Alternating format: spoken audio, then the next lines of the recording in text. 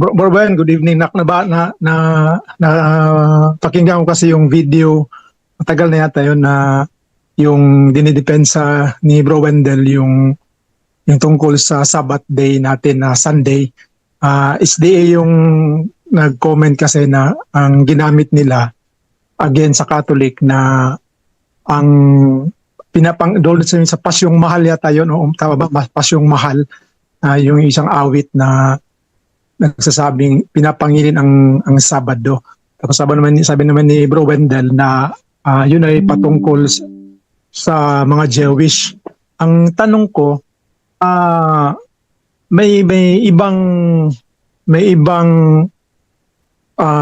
tawag nito, araw pala ang Catholic na dinesignate para sa mga Jewish na Sabado, kasi sa atin sa Catholic Domingo man o Linggo man ang ating Lord's Day.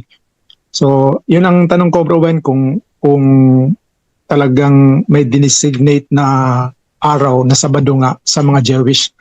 Yun lang po, thank you. Brother Wendell? Ito ang ginagamit ng mga Seventh Adventist, Pasyong Mahal. No? Dahil ang nakasulat kasi dito, una, pahina 5 ito. At sa Henesis na libro, nalalaman ay ganito, nang lalangin itong mundo nitong Diyos na totoo, kaarawan ng Domingo. Tinutuot, sinisiyasat ng Santa Iglesiang Dilag ang sa Henesis na sulat, aniyay ay pawang tapat at Diyos ang nagpahayag. 6 na araw ay bago na niyari itong mundo, 10 nang gawin ang tao, nagtahan ng 7 itong Diyos na totoo. Ito'y pasunod sa atin ng Diyos na maunawain, at kaya ipinagbilin na talimahin at sundin ang Sabado'y ipangilin. Ayan ang ginagamit ng mga Seventh Adventist dahil mabasa ang Sabado'y ipangilin, away, tuwang-tuwa na sila. Aklat ninyo mismo nagsabi ang Sabado'y ipangilin.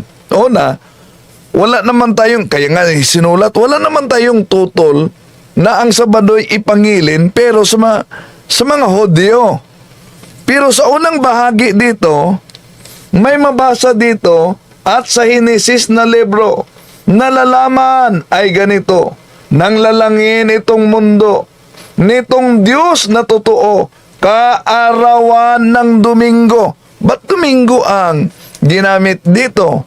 Domingo sa Spanish, sa Latin, Dies Dominica. Ano yan sa English? Lord's Day.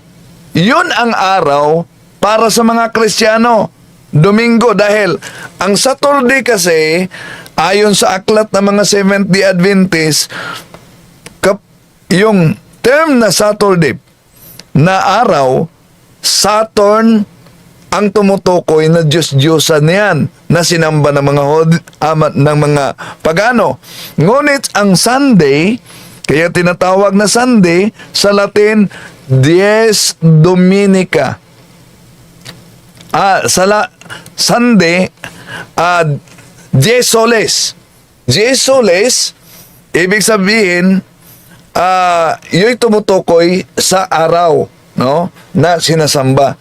Pero sa panahon ng mga Kristiyano, dahil yun ang araw na ang ating Panginoong Hesus ay muling nabuhay, San Mateo 28:10 at sinamba siya sa naturang araw. So ang araw na tinatawag na Dies Solis, ito'y tinatawag ng mga Kristiyanong Dies Dominica, the Lord's Day. At sa Spanish, Domingo. Brajendo, may aklat ka ba ni Mark Pinley dyan? Oh, meron. Sige, pakibasa. Does the New Testament teach us that the disciples worship on the first day of the week? Answer: it is often stated that the disciples in the early church kept the first day of the week holy in honor of the resurrection of Christ. Ayan. Sa aklat nila. Ang problema ngayon, dahil nakasulat yan sa aklat nila, alam nyo ba, pinabulaan yan ng ministro, ng pastor ng INC. Daya daw umano yan. Bakit daya? Pakinggan muna natin si Pastor Dison.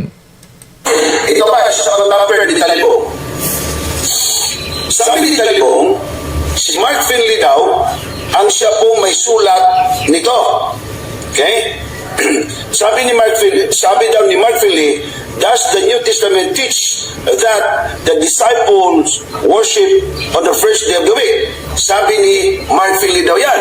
Sagot din daw ni Mark Finley, it is often stated that the disciples and the early church kept the first day of the week holy in honor of the resurrection of Christ.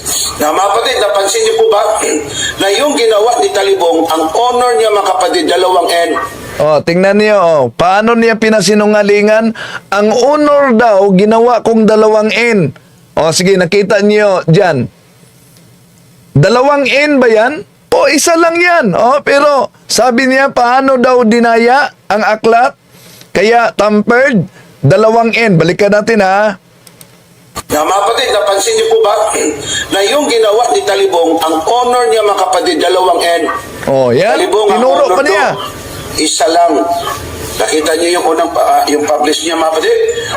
Pinakita niya. Sabi ko, tampered. Bakit? Kasi pati spelling. Tampered dahil ang spelling daw mali. Mali. Ang ginawa ni Talibong ngayon, Yan. Para lang pasinungalingan yung aklat na binasa, tampered daw. Ganon sila magpalusot. Pero, nang tinanong si Pastor Bacalaris kaugnay sa aklat na yan, pakinggan ninyo. Ini pastor naaman sa libro sa SDA pastor by Mark Finley pastor. Unsa may gingon ni Mark Finley Ang libro pastor, The Almost Forgotten Day by Mark Finley, page 95. Okay, page 95. Pastor. Basahan ako Nakuha na ang libro. 5, 6. Pastor, question and answer. Question and answer. Asa madani? Does the New Testament teach? Ano siya? Ini pastor mauna. Okay, basahan ako Question.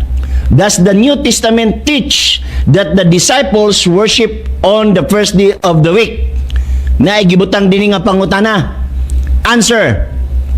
It is often stated. Meaning to say, may gagag it is often stated. Wala man yun nga nag-quote siya Biblia. Wala magingon nga nag-quote siya og apostoles. It is often, meaning not all the time. Take note It is often, but not all the time. Ano ko It is often stated that the disciples and the early church keep the first day of the week holy in honor. Imagine, it is often not all the time pa. Grabe naman magpalusot ito mga pastor ng SDA. It is often. Pero not all the time. Klarong-klaro nasa ginamit nila ang aklat natin, gagamitin natin ang aklat nila. So ano ang resulta nang ginamit natin ang kanilang aklat? Yan na. Nagkawindang-windang na sila. Balik sa inyo, Brajendo. Okay, Brother Naroshi? Yes, Bro Wendell. So yung sa pasyong mahal